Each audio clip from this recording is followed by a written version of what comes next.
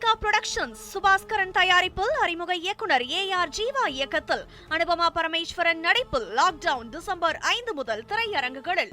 சென்னை மற்றும் புறநகர் பகுதிகளில் கனமழை பெய்யக்கூடும் என்று வானிலை ஆய்வு மையத்தின் தென்மண்டல தலைவர் அமுதா தெரிவித்துள்ளார்.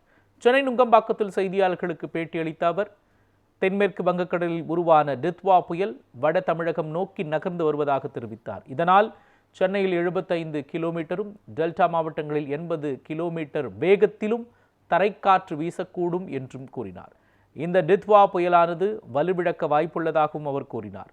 தமிழகத்தில் இயல்பை விட 3% அதிக மழை பதிவாகி உள்ளதாகவும் அவர் குறிப்பிட்டார். இந்த புயலின் காரணமாக தமிழகம், புதுவை மற்றும் காரைக்கால் பகுதிகளுக்கான மழை எச்சரிக்கை என்று பார்த்தால், அதிகனமழை எச்சரிக்கை 5 மாவட்டங்களுக்கு தரப்பட்டுள்ளது. கடலோர மாவட்டங்கள், டெல்டா மாவட்டங்கள், நாகப்பட்டினம், மயிலாடுதுறை மற்றும் கடலூர், விழுப்புரம், செங்கல்பட்டு, காரைக்கால், புதுச்சேரி.